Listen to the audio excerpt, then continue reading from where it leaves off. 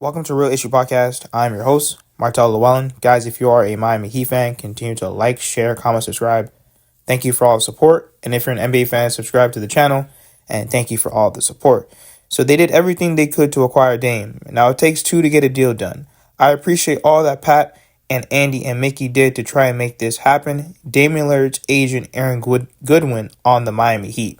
Now, I will say, I think that the Miami Heat probably did the best they could. I know that it looks really ugly on the Miami Heat's front office because they missed out on Donovan Mitchell, they missed out on Kevin Durant, they missed out on Bradley Beal. So now we have another guy who pretty much said it's the Miami Heat or bust. He only wants to go to the Miami Heat, and now we still don't get him at all. And, it's crazy because, Pat's known for saying as long as a star is willing to come to the Miami Heat, he can get it done. And I know that we really haven't made huge moves since the big three, and it's unfortunate.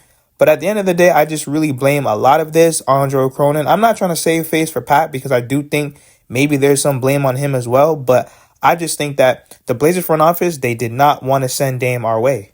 I just think that Joe Cronin, first of all, he is a failure as a GM.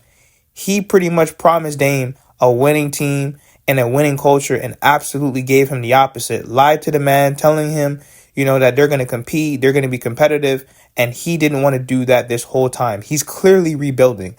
I'm glad that they got DeAndre Ayton. Now, he has a fresh start. They can really focus on going in a new direction after Damian Lillard, which they wanted to do. I don't understand why they wanted to lie to Dame, one of their best franchise players. I don't understand why they couldn't just build that proper roster around him or move on. Sometimes things don't work out in the NBA. But there was another report saying that Pat Riley didn't try to increase the offer after his first offer. I don't necessarily think that's true because why would Goodwin lie and say that the Miami Heat did everything they could? I just think this is more on the Blazers front office because what they got in return was not better than the Miami Heat's offer. They could have potentially have gotten Jaime Jaquez Jr., Nikola Jovic, 3 first-round picks, Tyler Hero's assets from another team. So I'm pretty sure they could have gotten better players. Utah, they were willing to even send assets towards Portland. So at the end of the day, I just think this was a Blazers thing. It sucks because how much help does Giannis really need?